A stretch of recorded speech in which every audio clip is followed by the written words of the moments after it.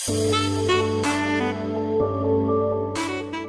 ini kita akan belajar mengenai peralatan model dapur.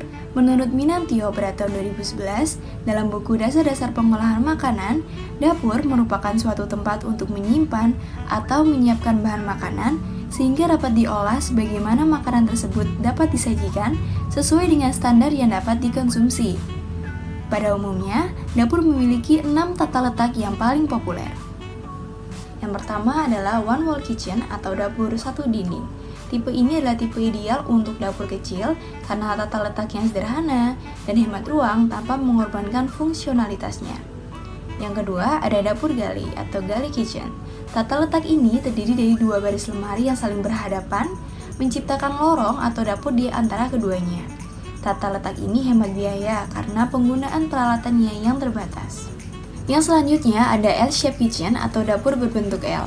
Dapur ini dapat digunakan pada ruangan yang kecil maupun ruangan yang besar. Tata letak ini menawarkan fleksibilitas yang tinggi dalam penempatan peralatannya dan dalam zona kerja. Yang selanjutnya adalah dapur berbentuk U atau U-shaped kitchens. Jenis tata letak ini menyediakan banyak penyimpanan, tetapi dapat terasa sangat tertutup jika ada lemari di atas ketiga dindingnya. Dapur berbentuk U ini memungkinkan alur kerja yang bagus dan banyak pengguna pada saat yang bersamaan. Yang selanjutnya adalah dapur pulau atau islands kitchens. Islands kitchen ini menyediakan permukaan kerja yang luas atau area penyimpanan di tengah dapur. Area tengah ini dapat digunakan sebagai area persiapan dan untuk menikmati makanan bersama keluarga. Yang terakhir adalah peninsula kitchens atau dapur peninsula mirip dengan islands kitchens. Dapur ini tuh memiliki meja yang menonjol keluar dari dinding atau lemarinya dan menimbulkan area kosong. Area kosong ini dapat digunakan untuk menyiapkan makanan, untuk makan, atau tugas lainnya saat juru masak ini sedang sibuk mengolah makanan. Mengenai peralatan dalam dapur sendiri, sangat banyak ya peralatan-peralatan yang kita pakai atau kita gunakan di dalam dapur. Yang pertama ada kompor untuk kita memasak dan mengolah makanan tentunya. Yang selanjutnya ada kulkas untuk menyimpan bahan makanan. Ada juga rak nih, rak ini beragam, ada rak untuk gelas, rak untuk piring, rak untuk pisau, dan rak untuk bumbu misalnya. Yang selanjutnya ada microwave atau oven untuk menghangatkan makanan dan untuk memasak makanan. Kita juga punya atau memiliki wastafel. Wastafel ini digunakan sebagai tempat atau media untuk mencuci piring atau mencuci sayuran dan daging-daging untuk diolah. Dapur yang kami pilih adalah island kitchen atau dapur pulau. Pada dasarnya, model dapur ini adalah dapat berbentuk I, U, maupun linear. Namun, ada tambahan island di tengahnya. Island adalah benda yang diletakkan di tengah ruang dan memiliki fungsi beragam, seperti meja makan yang biasanya dilengkapi area memasak, tempat mengolah bahan makanan, area penyimpanan, atau gabungan dari beberapa fungsi tersebut. Dapur dengan model ini menyediakan permukaan kerja yang luas atau area penyimpanan di tengah dapur. Pulau dapur memiliki beberapa laci yang dapat digunakan untuk menyimpan item kecil. Pulau dapur juga memiliki kabinet kecil yang akan membuat perabotan dapur lebih rapi dan teratur sehingga dapat dengan mudah menemukan barang yang dicari. Sehingga ketika menyiapkan sarapan, kita juga tidak harus terburu-buru. Kami menggunakan warna putih dalam ruangan sehingga dapat memberikan kesan luas dan lapang ke dalam ruangan. Warna ini sangat tepat digunakan untuk ruangan yang sempit dan mungil untuk mendapatkan kenyamanan yang maksimal. Materi yang selanjutnya kita akan belajar mengenai alat persiapan. Alat persiapan adalah alat yang digunakan untuk membantu memudahkan menyiapkan bahan makanan yang akan diolah atau mengolah makanan menjadi hidangan yang lain, di mana setiap alat ini mempunyai fungsi yang dapat membantu dalam pengolahan makanan. Perlu kita ingat, setiap alat yang memiliki kontak langsung dengan makanan hendaknya terbuat dari bahan yang tidak menyerap air, halus, kuat, tahan lama, dan mudah dibersihkan. Alat persiapan dibagi menjadi 2 kelompok. Yang pertama adalah kelompok sesuai dengan fungsinya. Yang pertama ada alat persiapan untuk daging, unggas, dan hasil laut yang meliputi mesin penggiling daging, mesin pengiris daging, mesin pemotong tulang, talenan, dan pisau. Yang kedua adalah untuk mengolah sayuran. Contohnya seperti talenan, mesin pengupas, mesin pemarut, dan lain-lainnya. Kelompok yang kedua adalah kelompok menurut cara kerjanya, yaitu adalah alat yang bekerja secara manual meliputi talenan dapat berupa talenan kayu maupun plastik, parutan dapat berupa parutan gobet atau parutan kelapa, adapun saringan dapat berupa saringan teh, saringan santan, atau saringan tepung. Yang selanjutnya adalah alat-alat elektronik seperti blender, mixer, parutan listrik, chopper, lemari es, ataupun freezer. Adapun alat-alat lainnya dapat berupa baskom, cobek, ulekan, gelas ukur, sendok ukur, kocokan telur, dan lain-lain.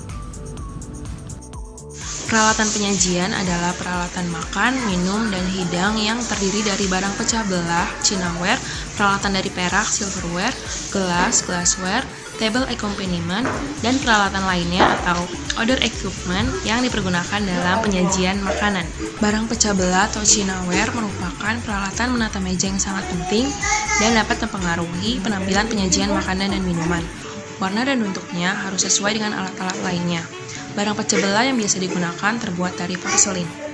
Peralatan hidang yang termasuk cinaware diantaranya dinner saucer plate, dessert plate, bread and butter plate, pudding plate, soup plate, coffee cup, milk jug, sugar bowl, sugar container, sauce dish, butter dish, dan extend. Silverware atau peralatan perak merupakan peralatan hidang yang berupa sendok, garpu, dan pisau. Keserasian silverware dengan peralatan lainnya ikut menentukan baik tidaknya penampilan meja suatu restoran atau tempat makan. Berdasarkan bahannya, silverware terbuat dari stainless steel, kuningan, aluminium, perak, melamin, atau plastik. Peralatan hidang yang termasuk silverware antara lain dinner knife, dessert knife, butter and bread knife, fish knife, butter sprouder, dinner fork, fish fork, dessert fork, pastry fork, dinner spoon, dessert spoon, soup spoon, teaspoon, dan ice cream spoon. Tidak kalah penting dengan alat lain yang bisa digunakan, gelas juga digunakan di ruang makan, dining room glass, dan bar glass. Gelas terbuat dari berbagai macam bahan seperti kaca kali, kaca kristal, plastik, dan logam. Peralatan hidang yang termasuk glassware antara lain Colada glass, wine glass, juice glass, highball glass, cocktail glass, ice cream glass, champagne glass, old-fashioned glass, martini glass, dan water goblet. Terakhir, ada perlengkapan lain atau other equipment. Selain dari cinaware, silverware, dan glassware, masih ada perlengkapan lain yang tidak kalah pentingnya. Peralatan-peralatan ini terbuat dari perak, stainless steel, porselin, kaca, dan kayu. Contoh dari equipment itu seperti baki, tempat roti, alat pemanas, tempat saus, dan lain-lain. Alat pengolahan adalah seperangkat alat dapur yang digunakan secara langsung untuk mengolah bahan makanan. Ada berbagai macam alat pengolahan, antara lain berbagai jenis kompor, berbagai jenis oven, berbagai jenis grill, berbagai jenis alat pengaduk, berbagai jenis pot dan pan, serta berbagai jenis alat cetakan. Beberapa contoh kompor antara lain kompor portable, yaitu kompor gas yang mudah dibawa kemana-mana. Kompor ini biasanya dibawa oleh para petualang untuk mendaki gunung dan lain sebagainya. Kemudian ada kompor minyak, yaitu kompor dengan bahan bakar minyak tanah. Jenis kompor ini sudah sangat jarang ditemukan. Kemudian ada kompor induksi, yaitu kompor yang menggunakan energi elektromagnetik. Kemudian ada deep fryer, yaitu kompor untuk menggoreng makanan dengan minyak yang sangat banyak, sehingga makanan tersebut akan terendam oleh minyak. Kemudian ada range stockpot, yaitu kompor berbahan bakar gas untuk memasak sup atau kaldu. Kemudian ada kompor gas, kompor listrik, kompor tanam, dan lain sebagainya. Ada beberapa jenis oven, antara lain baking oven yang mana digunakan untuk berbagai macam bakery, dan cooking oven yang digunakan untuk daging, ayam, ikan, dan lain-lain. Beberapa contoh grill antara lain fancy grill, yaitu alat pemanggang dengan sistem pemanas roller tray yang akan berputar ketika dinyalakan. Kemudian ada gas roaster, yaitu alat pemanggang yang menggunakan bahan bakar gas. Gas roaster ini sering digunakan oleh para pedagang untuk memanggang sate sosis, sate bakso, sate otak-otak, dan lain sebagainya. Kemudian ada grill pan, yaitu pemanggang dengan lapisan anti lengket. Penggunaan grill pan hanya perlu diletakkan dan dipanaskan di kompor. Kemudian ada charcoal grill atau panggangan arang, stovetop grill pan, dan lain sebagainya. Beberapa contoh jenis alat pengaduk antara lain sendok sayur, yaitu sendok yang digunakan untuk mengaduk dan mengambil aneka sayur dan sup.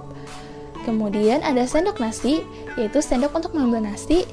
Kemudian ada aneka macam spatula, seperti spatula kayu, spatula karet, spatula stainless steel, dan spatula frosting. Beberapa contoh jenis pot dan pan antara lain stock pot, yaitu panci besar dengan dua pegangan yang berfungsi untuk memasak makanan yang berkuah, merebus makanan, dan lain sebagainya. Kemudian ada frying pan, yaitu penggorengan dengan satu pegangan untuk menggoreng bahan makanan dengan minyak yang sangat sedikit.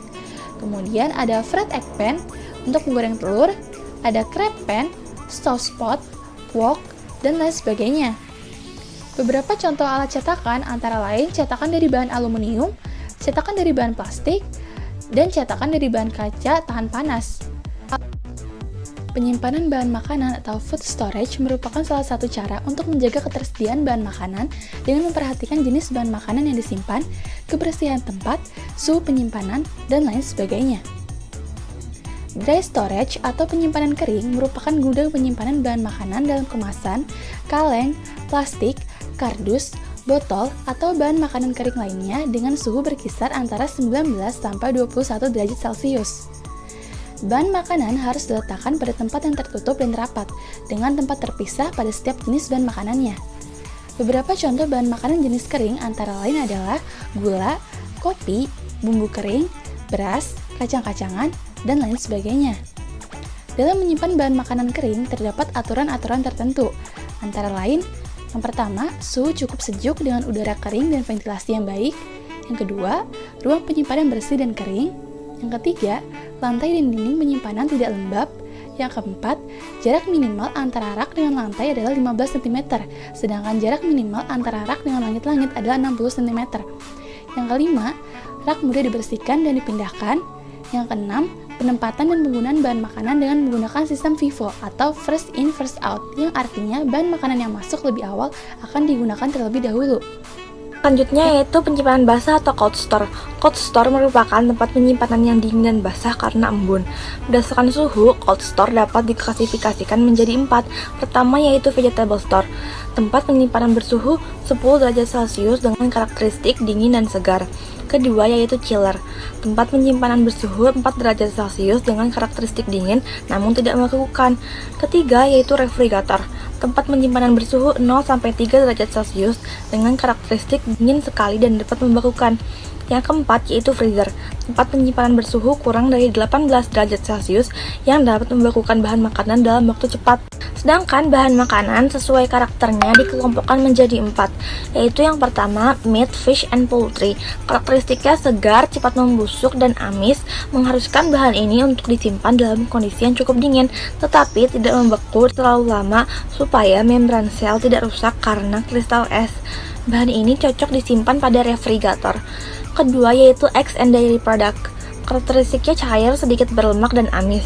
Karena tuntutan pengolahan yang mengharuskan bahan ini diolah dalam kondisi cair dan segar, akan lebih baik bila disimpan pada chiller sehingga tidak beku. Selanjutnya yaitu fruit and vegetables. Buah-buahan dan sayur-sayuran memiliki karakteristik mudah membusuk karena metabolismenya tetap berjalan meskipun sudah dipetik. Namun demikian, buah dan sayuran akan rusak apabila disimpan terlalu lama pada tempat yang terlalu dingin karena sel air yang ada dalam buah dan sayuran akan menyusut dan membeku. Dengan karakteristik yang demikian, lebih baik buah disimpan pada tempat yang dingin untuk memperlambat pembusukan namun tidak terlalu dingin supaya tidak rusak, yaitu di vegetable stores. Dan yang terakhir yaitu beverage. Beberapa minuman perlu disajikan pada kondisi dingin saja, beberapa minuman perlu disajikan dengan kondisi beku. Tempat yang baik dalam menyimpan minuman adalah chiller ataupun freezer.